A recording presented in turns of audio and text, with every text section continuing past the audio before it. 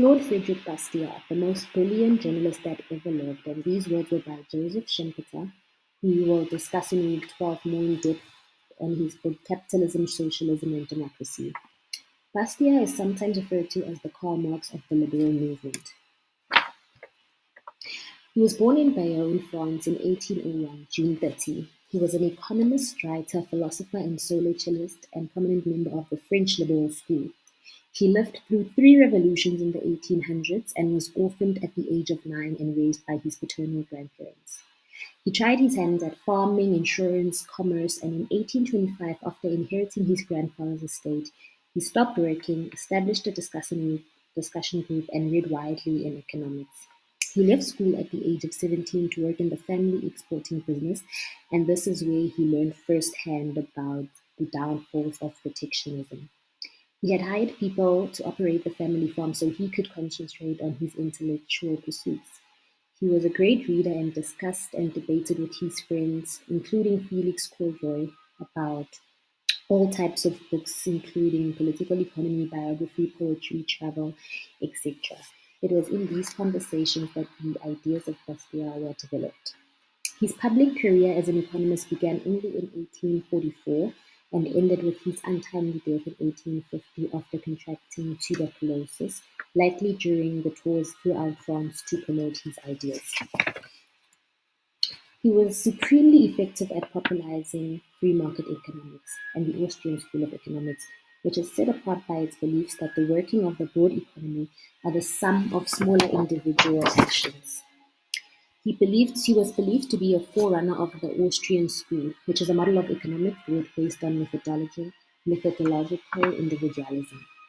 He also belonged to the school of thought of classical liberal economics and was a champion of free trade, and his works continue to resonate with a lot of policy. He is often known as the unsung hero. He often relates short and humorous fables on capital theory, subjective cost, the science of human action, and the law, which is the book which he was most famous for. While living in England during the Revolution, he wrote Economic Sophisms in 1845.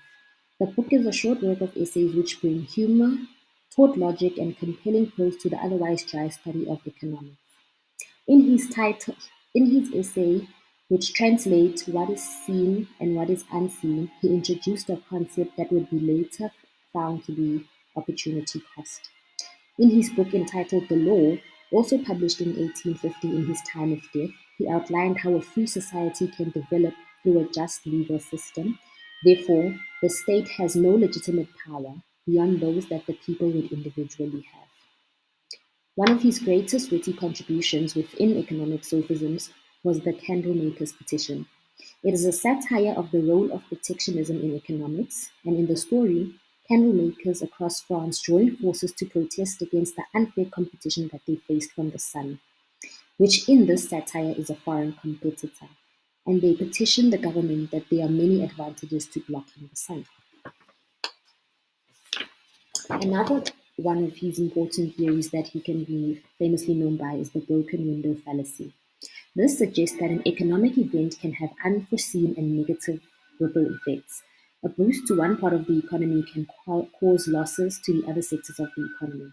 And this parable has been used to illustrate the negative economic effects of war as well. Key takeaways that we can use in the history of economic thought were that he was known for identifying flaws in protectionism and he championed free trade. The best for me would be how he used satire in his writing to examine economic and political principles. He made no original contribution to economics if we use contribution the way most economists use it.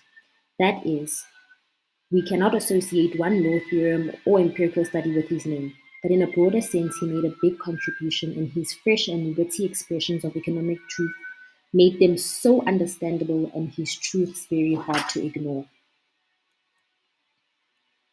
He's a classical laissez-faire liberal and a complete contrast of Sir Arthur Lewis, who we will study in week 14. He emphasized unintended consequences of government policy and called them the unseen consequences. Friedrich Hayek credits Bastiat with this important insight: if we judge economic policy solely by its immediate effects, we will miss all of its unintended and longer-run effects and undermine economic freedom. Bastiat's thinking was also influenced by some of Adam Smith's writing and by the great French free market economists François Quesnay, De Tracy, Comte, Richard Cantillon, and Anne Robert Jacques Turgot. These French economists were among the precursors to the modern Austrian school.